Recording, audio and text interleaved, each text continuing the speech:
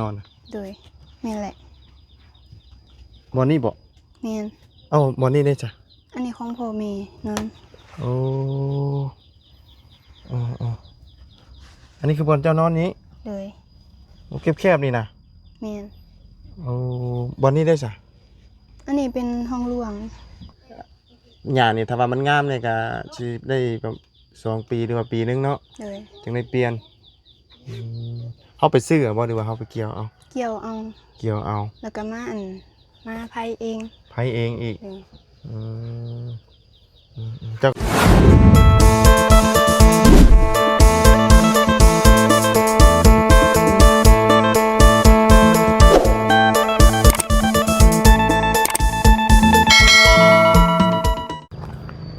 เอาพี่น้องเนาะก็มา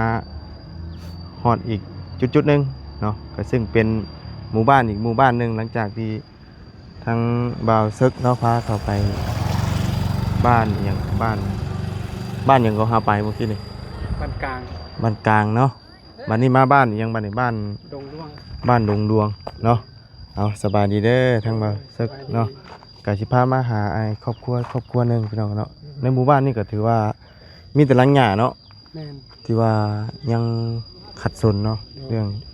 เรือนชาติในการอยู่การกินนี่เนาะหลักๆนี่ก็น่าจะเป็นพวกเขาเนาะโดยเขาอึดเขานี่อึดเขากินต้องได้ไปรับจ้างบ่รับจ้างมือละ1.5 สิได้เงินเราซื้อเขากินรับจ้างดำนามื้อนี้น้องสาวเพิ่นก็บ่ไปจิบบ่สบายแล้วเราอยู่กันจักคนบ่นี่ก็หลายคนอยู่ทั้งเบิดทั้งมวลน่ะนะแม่4-5 คนนี่บ่ประมาณโดยอาสาเดียวมีแต่ให้เจ้าได้พาเข้าไปเบิ่งก่อนเนาะไปย่างเขาก่อนเจ้าเนาะ มาเฮาก็สิย่างเข้าเบิ่งทั้งครอบครัวนี่ก่อนเนาะเป็นหลังหญ้าเอาคนอื่นก็กราบสบายดีและสวัสดีพี่น้องกันเบิดสุขสุขคนพี่น้องนะพบกันตอนบ่ายๆแน่มื้อนี้เนาะเป็นเฮือนหลังหญ้าโดยเฉพาะเลยเนาะโดยนั่นแหละใหญ่คืออันน่ะคล้ายๆหุ้มสีเนาะโอ้นี่บ่เจ้าของเฮือนเพิ่นโอ้สบายดีนะน้องเด้อเอาเนาะป้าตุ๊เป็นอันไม้ผากระตาดบ่เด้ยเนาะโดยอยู่กันจักคนนี่ล่ะ6 คนพ่อแม่สิบ่อ๋อแต่ว่ามื้อนี้พ่อแม่บ่อยู่พ่อแม่บ่อยู่ไปไสน่ะไปจ้างไปรับจ้างเลยรับจ้างเฮ็ดหยังน่ะปลูกนาดำนาเลยโอ้เจ้าบ่ได้ไปบ่เจ็บขามื้อนี้เจ็บขาดำนาหลายโพด โอ้โดยตุ๊หลังหญ้าเนาะอยู่มาโดนแล้วบ่นี่โดนล่ะจักปีแล้วเฮือนหลังนี่ประมาณ10 ปลายปีแหละตั้งแต่น้อยตั้งแต่เจ้าน้อยพู้อ๋อโดยจนเป็นบ่เลยเนาะเกี่ยงคักเป็นยังอันนี้ตอนนี้น่ะมีแต่อยู่เฮือนนี่มีแต่เจ้าผู้เดียวนี่บ่อยู่กับน้องสาวบ่จักปีแล้วน้อง5-6 ปีละเจ้าเลยจ้ะ16 ปีเข้าโรงเรียนอยู่บ่หรือว่าออกแล้วเข้าอยู่มออะไรแล้วม.4อ่ะม.4ปีสิมานี่ต้องม.5เนาะชื่อว่าได้ใดก่อนชื่อน้องนุชเนาะอายุ16 ปีปกตินี่เจ้าก็ไปหารับดำนารับจ้างตลอดใช่บ่ถ้าเมื่อยแห้งก็บ่ได้ไปให้พ่อแม่ไปมื้อนี้นี่พ่อแม่ไปนี่มื้อนี้ก็เจ้าบ่ได้ไปเนาะเจ็บแข้งเจ็บขาเนาะหลักๆนี่บ่ได้เฮ็ดไร่เฮ็ดสวนเองบ่หรือว่าได้เฮ็ดอยู่บ่เฮ็ดไร่ให้มันต้นเฮ็ดดินเฮาเองนี่บ่หรือว่าดินไผดินเฮาเองปีนึงขายได้หลายอยู่บ่ก็บ่หลายประมาณ10 ล้าน5 ล้าน10 ล้าน5 ล้าน10 ล้านเพื่อสิฮอดปีเนาะบัดนี้มันนี่ก็มันก็ราคาถูกแพงอยู่บ่มันทั้งนี้ราคามันบ่แพงบ่ราคาถูกฮอดพันบ่ฮอดบ่พันโลนึงบ่ฮอด โดยถือว่าราคามันอยู่พี่ก็ถือคือกันเนาะอืมโดยห้องน้ำห้องในได้จะใช้มีน้ำมีในอันใช้บ่นี่นะ ห้องน้ำไม่เข้าน้ำไม่เข้า อ๋อ อาบน้ำไปอาบอันนี้ บ่นี่เด้ย กำลังอยู่นี่เลย เป็นน้ำสร้างบ่นี่นะ โดยบ่ได้เอาน้ำประปา อ๋อตักเอาบ่ โดย ใช้พาไปเบิ่งรูปหมองอันเป็นตักน้ำตักในพี่น้องอ่าขุดเองบ่ โดย ใช่อุ้ยเลิกเติบเนาะอ๋อบ่ได้ใส่ใดแบบใดขึ้นมาบ่ เมื่อก่อนใส่แต่ว่ามันเสียละ มันเสียเลยบ่ได้ใส่ โดย ต้องดึงเอาอันนี้ตักขึ้นมาบัดนี้ โดย โอ้อันนี้เฉพาะอาบอย่างเดียวบ่หรือว่ามาเข้ามาน้ำก็อยู่ในนี้ มาเข้ามาน้ำก็ใส่นี่ อ๋ออยู่ในนี่เบิดเลย โดย อาบน้ำอาบหยังอยู่นี่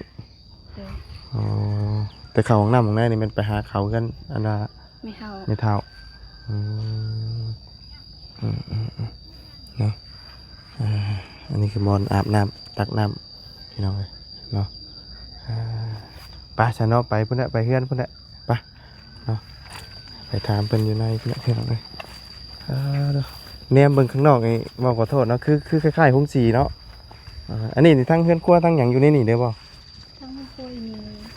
พาอันนั้นหยังเบิ่งเนี่ยเป็นจังไดพี่น้องเลยโอ้อันนี้บอลหนึ่งข้าว โดย หนึ่งข้าวอยู่นี้เนาะ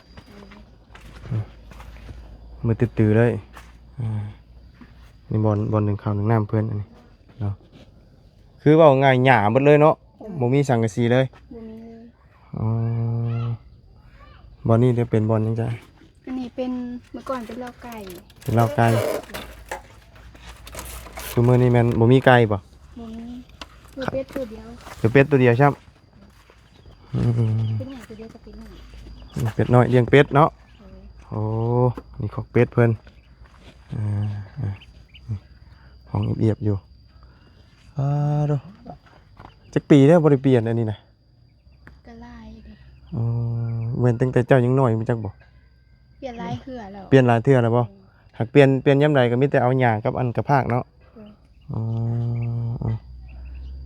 มันบ่มีอันน่ะไม้บ่หรือว่าจังไดคือเอาแต่อันกระพากครับ บ่มีไม้มันเอาแต่อันฝากหนึ่งฝากเลย อื ใน ม บงมาเห็ดฝาก โด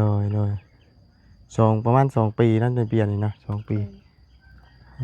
ต้องเปลี่ยนเบิดได้ก่อนแกนมันนี่พี่น้อง ถ้าหญ้างามกับลายปีก่อน อ๋อ ถ้าได้หญ้างาม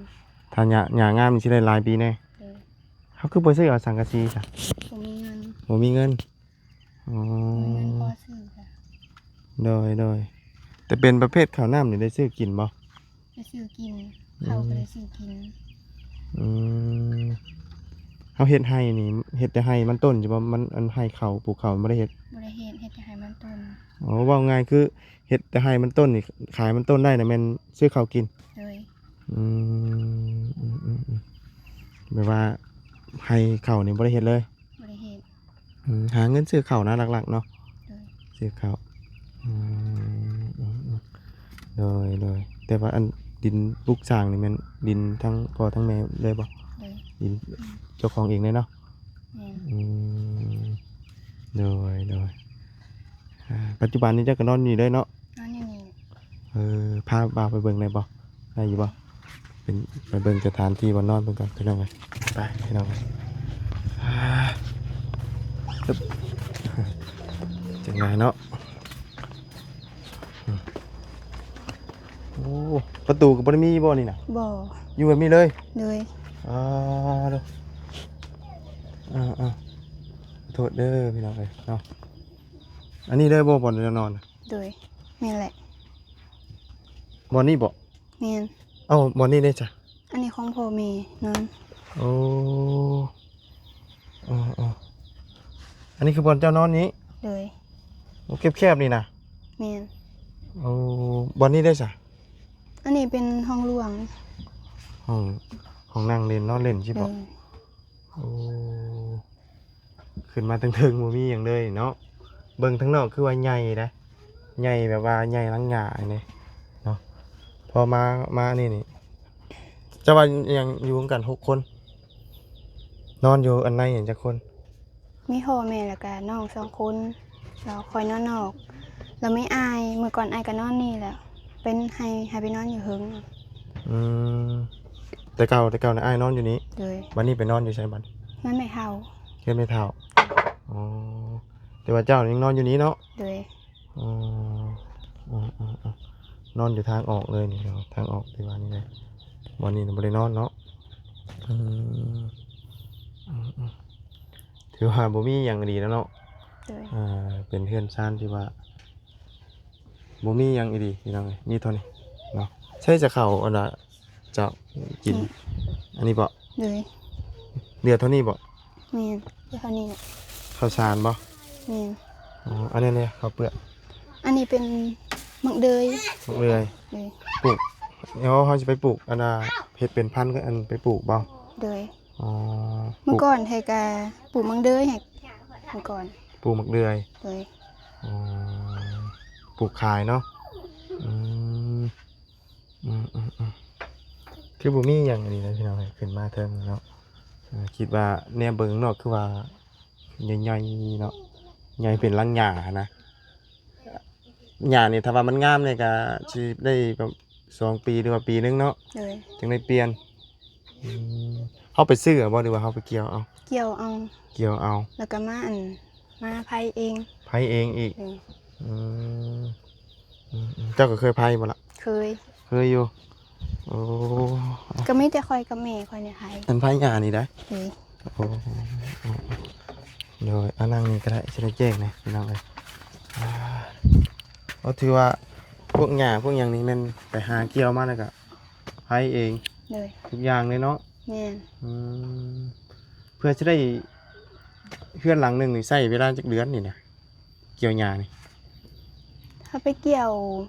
เฮาไปสอบบ่อนเฮามีลายเฮาก็อันเกี่ยวไว้ลายไว้ตากไว้บัดนั้นเฮาก็ไปโคนมาก็ประมาณหลายเดือนนี่ 2-3 เดือน อืมอืม ประมาณ2 เดือนนี่ โดย ถ้าให้มันแบบแห้งแดงนะ อืม แล้วมาไผอีก โดยอันนี้น้องจะบ่ แม่น 2 คนได้บ่ อันนี้น้องอันนี้หลาน ตัวนี้นะน้องคนนี้หลาน โดย เออ อันนี้ผู้น้อยสุดบ่ แม่นผู้ล่าเลย ผู้ละอันผู้ที่ว่าใหญ่นี่ไปน้ำพ่อน้ำแม่บ่ บ่อยู่นี่นี่แต่ว่าไปเหี่ยวละ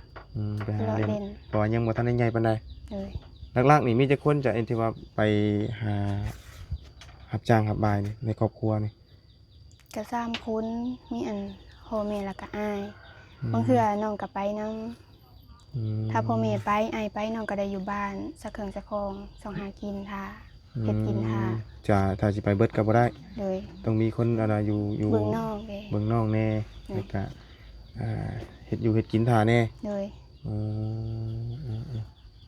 โดยก็ถือว่าอยู่มาตั้งแต่น้อยๆเนาะ เลย หลายปีแล้วพี่น้องเนาะสภาพไม่อันว่าสิเฮ็ดใหม่ก็ยังบ่ได้มีเลยบ่ บ่ เฮือนชานนี่ยังบ่มีอันว่าสิวางแผนว่าสิปลูกใหม่เลย บ่ฮู้เลย บ่ฮู้เลยเนาะบ่ได้แบบว่าหาเงินซื้อไม้ซื้อตอกเลยเนาะอืม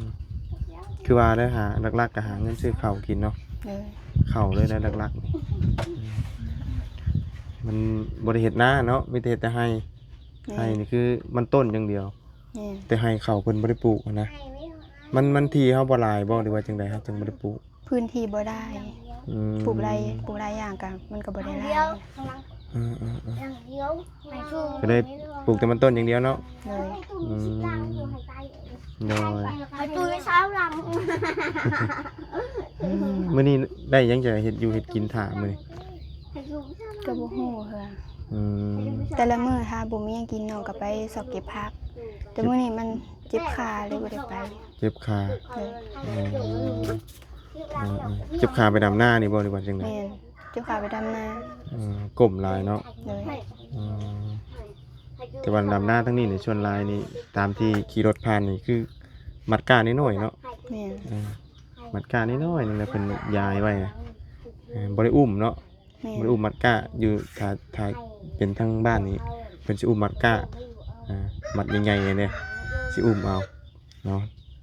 มาทางนี้เห็นมัดน้อยๆเห็นไหมนะทั้งระบาวมาแต่สวรรค์เขต มาไก่น่ะ ไกลเนาะเคยไปอยู่บ่ บ่ เคยได้ยินชื่อบ่ บ่เคย บ่เคยได้ยินชื่ออีกอืมก็ไกลพอสมควรเพราะว่ามานี่ก็70-80อ่ะ บ่แม่นบ่บุญนำบ่ บ่าวบุญนำเราอยู่นี้เราอยู่เมืองเพียง อืมเคยได้ยินแต่บ่าวเตียง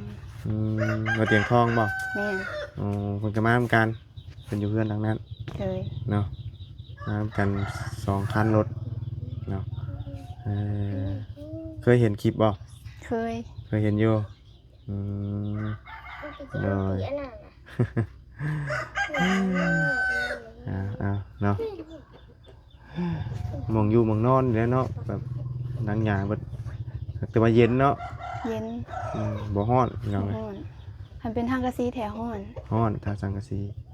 แต่ว่าประตูนี่ก็แม่นบ่มีอัดแต่ตัวนี้บ่ตอนคืน อันแต่ตัวนี้นี่ อ๋อ ตัวนี้ก็มันอีพีแล้วเด้ ตัวนี้ใกล้สิเพแล้วพี่น้องเนาะแต่ว่าหลักๆเลยอัดแต่ตัวนี้ แต่ไฟมีอยู่เนาะ มีอยู่ ไฟนี่บ้านนี่ก็อยากเห็นทุกหลังคาอยู่เนาะเขาเองครับบ่หรือว่าจังได๋ ถ้าขอเอง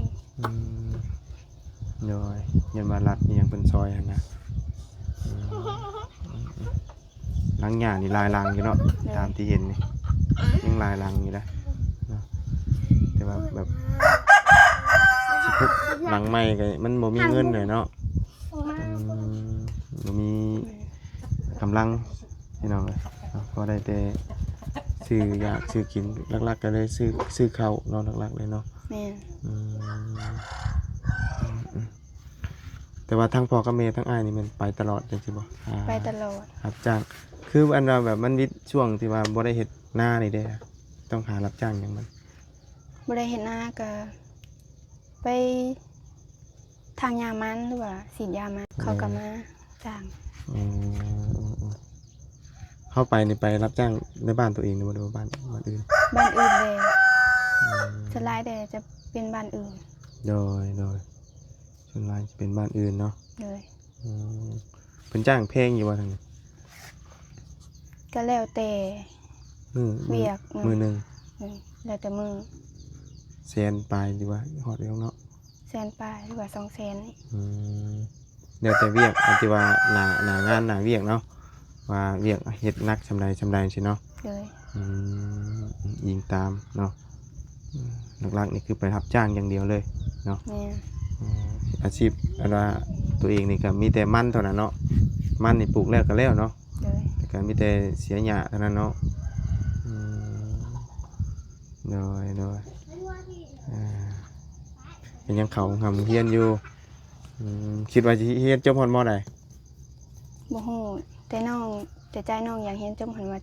7 แต่ก็บ่ฮู้ว่าสิถึงหรือบ่ แม่น เพราะว่า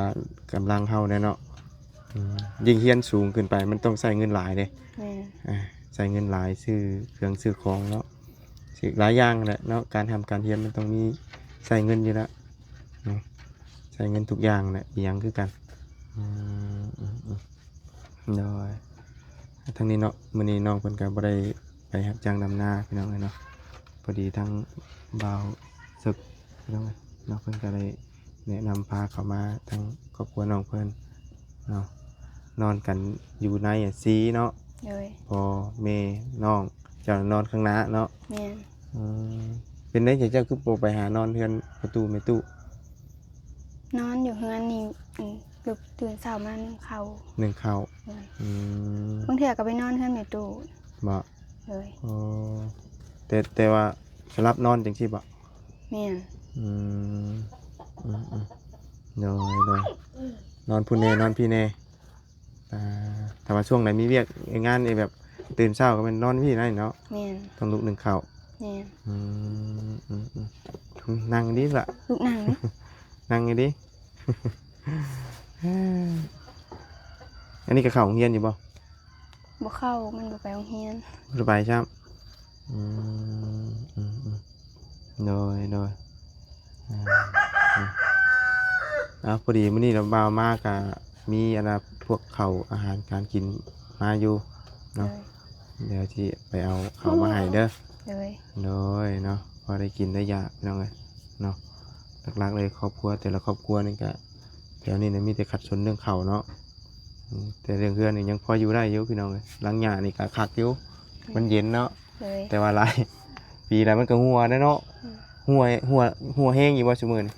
ก็หัวแห้งอยู่ตอนอันยังบ่เอาข้าวใหม่มาใส่นี่พื้นนี่เปียกมื้อนี่ อืมมันหัวนี่เนาะ แม่น เฮาเบิ่งนี่คือสิแน่นหนาอยู่เนาะ แม่น แต่ว่ามันหญ้ามันก็คือหูเนี่ยมันกระโบคืออันน่ะสังกะสีเนาะบ่คือกระเบื้องมันบ่หัวอันนั้นน่ะอันนี้เฮาเบิ่งนี่ก็นั่นอยู่แต่ว่ามันต้องมุงหนาๆเนาะ แม่น ถ้ามุงบางมันบ่ได้ครับเออเอาเดี๋ยวถ่านจากข้าวด้วยฉันเด้อ โดย เดี๋ยวไปเอารถเอาพี่ก่อนพี่น้องเลยเนาะมาพี่น้องเลยเด้อฝนก็สิตกกันเนาะมืดมาหน่อยพี่น้องเลยโอ้มาสิเอารถมาแล้วมาพี่น้องเลยเนาะเนาะแจ้งอยู่บ่เอาเลย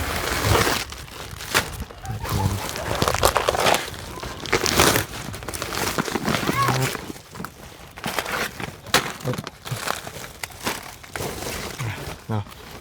นี่เนาะบ่าวมีเข่าวเด้อ โดย ข่าวแล้วก็มีเนาะแล้วก็ขนมพอได้อันน่ะต้มได้กินแล้วก็ข้าวพอได้หนึ่งเนาะข้าวนี้ โดย 10 กิโลเนาะ